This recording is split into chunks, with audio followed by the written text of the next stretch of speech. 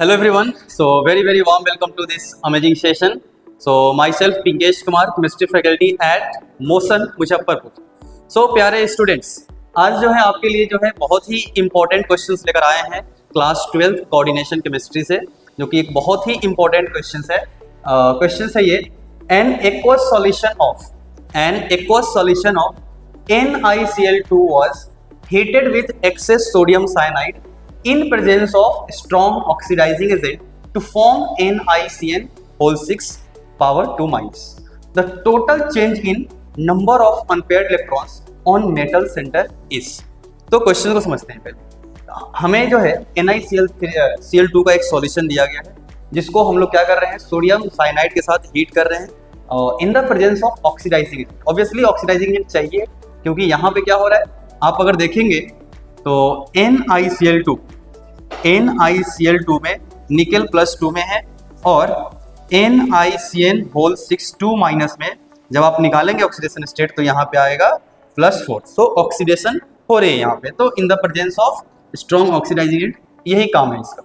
अब हम लोग को पूछा गया है कि इनिशियली NiCl2 था, बाद में NiCN होल 6 2 माइनस बना, तो नंबर ऑफ अनपेयर्ड इलेक्ट्रॉन कितने से चेंज हो गया, राइट.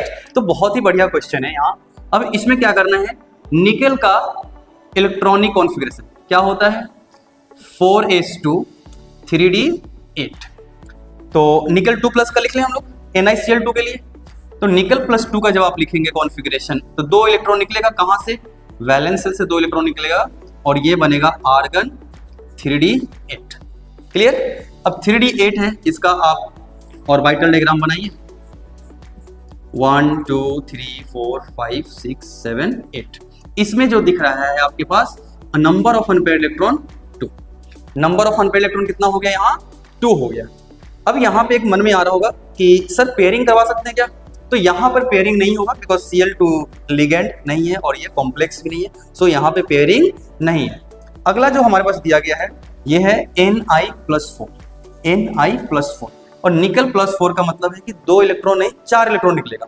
4 इलेक्ट्रॉन निकलने का मतलब है कि 2 तो यहाँ से अपन निकालेंगे इलेक्ट्रॉन और 2 यहाँ से निकलेगा इलेक्ट्रॉन. तो इसका कॉन्फ़िगरेशन क्या बचेगा, आर्गन 3d6. आर्गन 3d6 है. चलो इसका ऑर्बिटल डायग्राम देखते हैं. 1 2 3 4 5 6. अब देखो ध्यान से, ये एक कॉम्प्लेक्स आयन है. कॉम्प्लेक्स आयन है तो यहाँ पे जो Cn है ये है स्ट्रॉन्ग फील्ड लिगेंड, और जैसा कि हम जानते हैं स्ट्रॉन्ग फील्ड लिगेंड में टेंडेंसी होता है इलेक्ट्रॉनिक कॉन्फ़िगरेशन को चेंज करने का, राइट. तो यहाँ पर जो है अपने को चाहिए 6 ऑर्बिटल चाहिए, D का चाहिए 2 और sp3 अपने को है अवेलेबल. तो D का 2 चाहिए, तो 2 खाली करवाया जाएगा यहाँ से, क्योंकि Cn जो है SFL है. अब 2 खाली कैसे होगा, तो यहाँ से कर लेते हैं. यहाँ से एक इलेक्ट्रॉन को इसमें भेज दो और दूसरे को यहाँ भेज दो, ठीक है. तो ये तीनों डब्बा, मतलब इसका जो बनेगा डब्बा, अब जब आप इसका ऑर्बिटल डायग्राम बनाएंगे नया, तो 3 डब्बे में 6 इलेक्ट्रॉन आएंगे और ये 2 डब्बा खाली, और यहाँ पे अनपेयर्ड इलेक्ट्रॉन कितना हो गया, 0, राइट. सो यहाँ से हमने क्या देखा कि इनिशियली अनपेयर्ड इलेक्ट्रॉन 2 था, बाद में चेंज होकर के 0 हो गया. सो टोटल चेंज कितना हुआ अनपेयर्ड इलेक्ट्रॉन में, 2 का, राइट. क्यों, क्योंकि 2 से कितना हो गया वैल्यू 0. तो यहाँ पे अगर हम आंसर बताएं total change in number of unpaired electron, तो आंसर क्या होगा, 2 हो जाएगा. So thank you so much. अगर कुछ डाउट है तो प्लीज कमेंट सेक्शन में आप जरूर बताइएगा. Thank you.